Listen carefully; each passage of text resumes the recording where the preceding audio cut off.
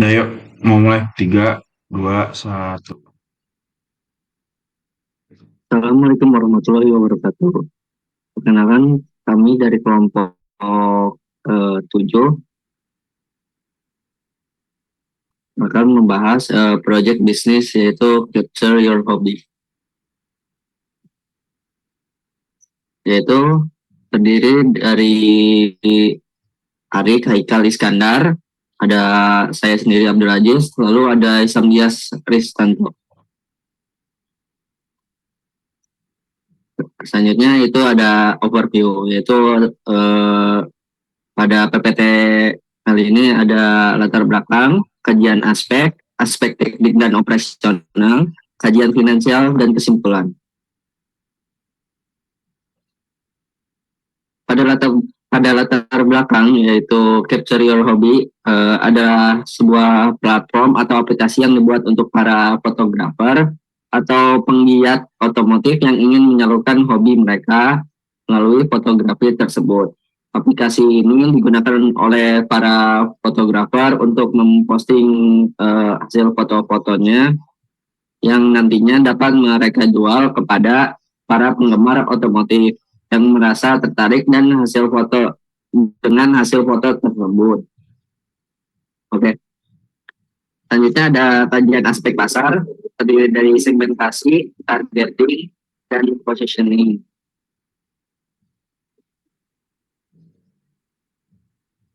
Yaitu pada segmentasi itu ada terdiri geografis, demografis, psikografis. Segmentasi sendiri dalam bisnis adalah proses membagi pasar menjadi kelompok pembeli yang berbeda dan karakteristik yang sama. Tujuannya adalah untuk memahami pelanggan dengan lebih baik dan mengembangkan strategi pemasaran yang lebih efektif. Pada geografis kami yaitu berlokasi pada wilayah Bandung yang merupakan daerah strategis untuk bisnis.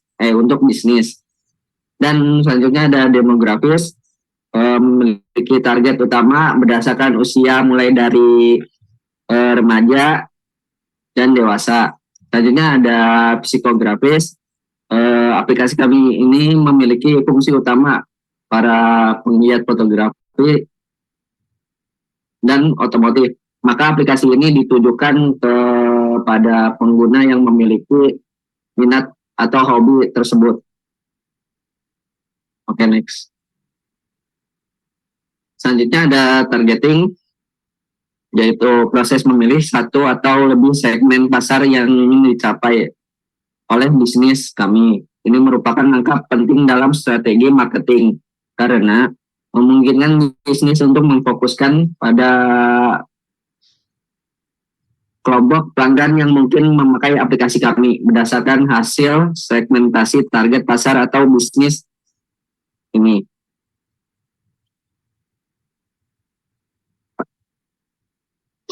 Oke, next. Selanjutnya ada positioning, yaitu strategi marketing yang bertujuan untuk menempatkan produk atau layanan dalam benak konsumen di pasar kompetitif ini, melibatkan pencipta persepsi unik tentang produk atau layanan yang membedakannya dari pesaing lain. Positioning yang efektif dapat membantu bisnis kami meningkatkan penjualan, loyalitas pelanggan, dan citra. Oke.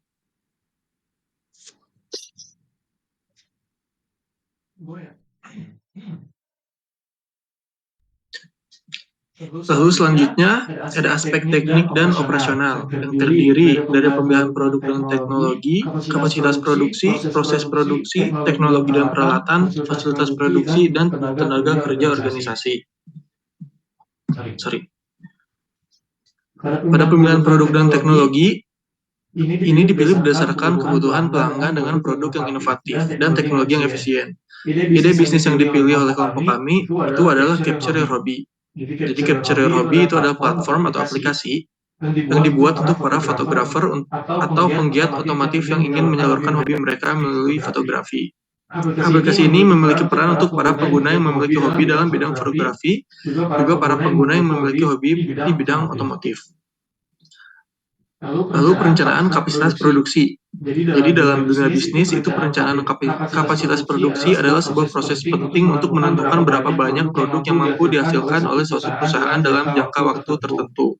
Dengan mempertimbangkan sumber daya yang tersedia, kami menggunakan perencanaan kapasitas produksi untuk memprediksi jumlah pengguna, lalu untuk mengoptimalkan kinerja aplikasi, lalu memantau dan mengendalikan kapasitas, dan meningkatkan efisiensi dan produktivitas. Untuk proses produksi, itu yang pertama ada pengembangan aplikasi, yaitu berupa merancang dan membangun aplikasi mobile atau web, lalu mengembangkan fitur-fitur yang diperlukan, dan pengujian aplikasi untuk memastikan fungsi dan performa yang optimal.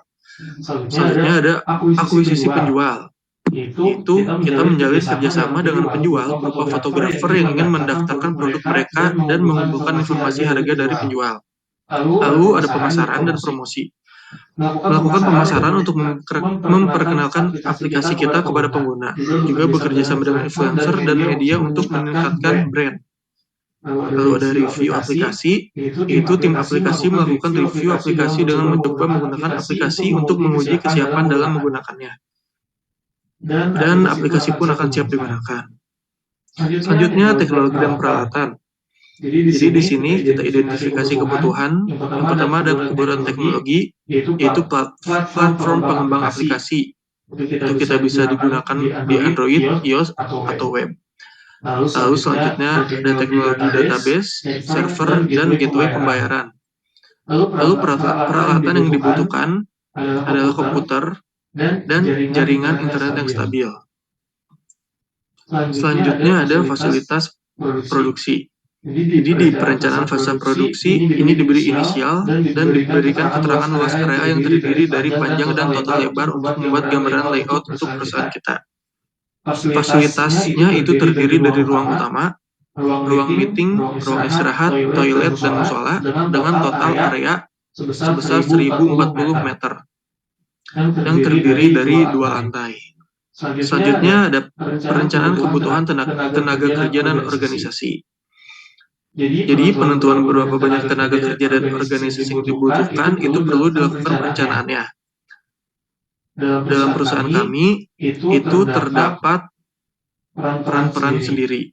Yang pertama ada CEO. CEO sendiri itu berperan sangat penting dan tanggung jawabnya itu mencakup berbagai aspek manajemen dan kepemimpinan.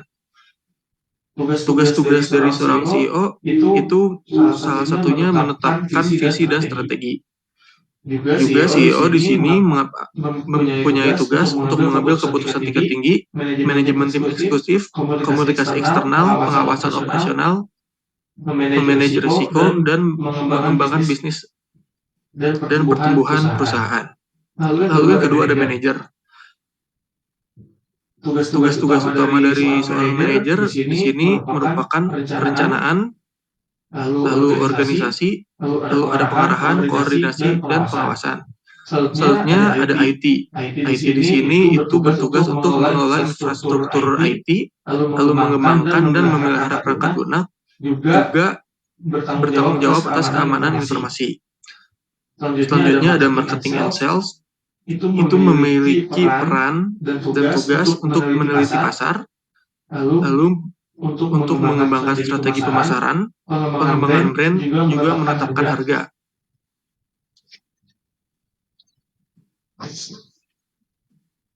Selanjutnya ada perencanaan lokasi. Jadi setelah mempertimbangkan aspek yang digunakan untuk menentukan lokasi perusahaan, kami memilih lokasi itu sebagai berikut. Di sini ada foto lokasinya, juga ada detail dari lokasi kami.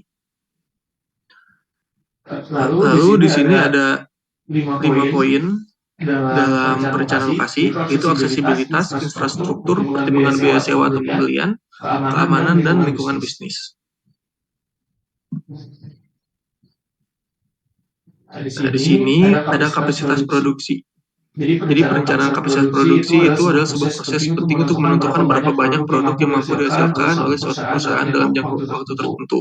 Ada proses produksi, itu berupa perancangan dan pembangunan aplikasi. Lalu pemilihan produk itu ada Capture Your Hobby, merupakan platform atau aplikasi yang dibuat untuk para fotografer atau pegiat otomotif yang ingin menyalurkan hobi mereka melalui fotografi. Lalu di sini ada teknologi dan peralatan, organisasi produksi, lokasi. Nah, selanjutnya di sini ada perencanaan penjualan.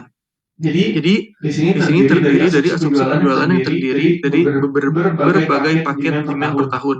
Dengan hasil penjualan terdiri dari 3 paket gambar, paket 1, paket 2, dan paket 3. Nah, pada perencanaan penjualan ini itu terdapat kebutuhan pemasaran, yaitu kita memakai Facebook Ads, Instagram Stories, Instagram Feeds, jasa promosi influencer, juga biaya maintenance web.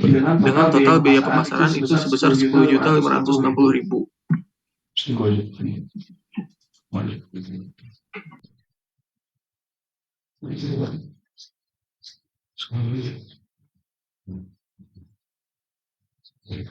Selanjutnya ada kajian finansial, di mana berikut merupakan biaya produksi yang terdiri dari biaya investasi, total biaya perencanaan produksi, dan biaya operasional dengan total 103 juta rupiah. Bisa di next.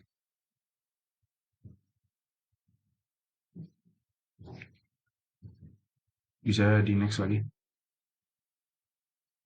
Lalu selanjutnya ada biaya umum dan administrasi, dan biaya umum tersebut terdiri dari kebutuhan biaya umum, terdiri dari gaji, lalu ada biaya sewa kantor, komputer, printer, dan lain-lain dengan total 135, dan biaya listrik dengan total 7 juta. Di next. Lalu selanjutnya ada estimasi project cost, di mana pertama ada direct cost yang terdiri dari gaji CEO, gaji manajer, HRD, finance, IT, dan gaji staff. Yang dengan total jumlah pekerja sebanyak 9 pekerja dengan total gaji 47 juta. Lalu selanjutnya ada overhead cost yang terdiri dari sewa bangunan, listrik, dan peralatan kantor dengan total 75 juta. Dan terakhir ada operational cost dengan apa seperti biaya pemasaran produk, biaya seluruh staff, dan juga biaya hak milik merek dengan total 59.560.000 rupiah. Baik, selanjutnya ada kebutuhan dana, di mana kebutuhan dana yang pertama terdapat di dana investasi sebanyak 112 juta. Lalu selanjutnya ada dana operasional sebesar 1 juta. Lalu selanjutnya ada dana hak milik merek sebesar 2 juta. Dana SIUP sebesar 2,7. Dan yang terakhir ada dana working capital sebesar 141 juta. Dengan total kebutuhan dana sebesar 260 juta. Lalu sumber dana itu kita bagi menjadi dua. Yang pertama 60% itu dari ekuitas pemilik dan yang kedua dari 40% dari pinjaman bank. Nah, dari 60% itu ekuitas pemilik itu sebesar 156 juta dan pinjaman bank sebesar 104 juta. Dan kita meminjam melalui Bank Mandiri dengan suku bunga pinjaman sebesar 8%. Lalu selanjutnya terdapat cash flow, di mana pada tahun 2024 itu estimasi investasi pemilik sebesar 156 juta dan pinjaman sebesar 104 juta dengan total estimasi cash inflow itu sebesar 260 juta. Dan total cash outflow pada tahun 2024 itu sebesar 108 juta. Lalu pada tahun 2025 total cash inflow dari penjualan itu sebesar 618 juta dan total cash outflow sebesar 162 juta. Lalu lanjut sampai tahun 2029 itu total cash inflow-nya itu sebesar 905 juta dan total cash outflow-nya itu sebesar 240 juta dengan saldo kas akhir itu sebesar 1 miliar 571 juta. Next ada neraca di mana saldo akhir pada 2024 itu sebesar 38 juta. Dan fixed asset yang berisi biaya investasi, kebutuhan produksi catering, biaya SIUP, biaya sewa bangunan, sampai hak milik merek. Lalu selanjutnya ada passive asset dengan modal awal sebesar 156 juta dan pinjaman bank 104 juta. Modal akhir 38 juta dan EBT atau earning before tax itu sebesar 462 juta. Lalu selanjutnya ada kelayakan investasi, di mana cash out pada tahun 2024 atau periode 0 itu sebesar 260 juta. Lalu pada tahun berikutnya atau tahun 2025 itu cash in sebesar 154 yang dilanjut dengan tahun kedua itu cash innya sebesar 174 sampai tahun 2029 cash innya sebesar 259 dengan IRR sebesar 63%. Lalu ini merupakan risiko keuangan. Nah, faktor-faktor dari risiko keuangan itu ada tiga. Yang pertama ada risiko operasional, lalu ada risiko eksternal. Ada dua, maaf. Lalu total dari risiko itu sebesar 23%. Dan dengan persentase MARR itu sebesar 8%, maka risiko ditambah persentase MARR itu sebesar 31%. Sehingga NPV dengan MARR itu dapat dilihat pada tabel di bawah ini. Lalu selanjutnya ada sensitivitas, di mana pada operating cash flow projection terakhir itu pada tahun 2029 itu sebesar 148.569.000. Kesimpulannya, di mana berdasarkan analisis yang telah kami lakukan, dapat disimpulkan bahwa Capture Your Hobby layak untuk dijalankan. Berdasarkan NPV total, semua nilai sekarang yang berasal dari cash flow adalah jumlah cash in yang masuk dengan IRR sebesar 63% dan resiko kelayakan itu sebesar 31%. Sekian dari kelompok kami, kurang lebihnya mohon maaf. Terima kasih atas perhatiannya. Assalamualaikum warahmatullahi wabarakatuh.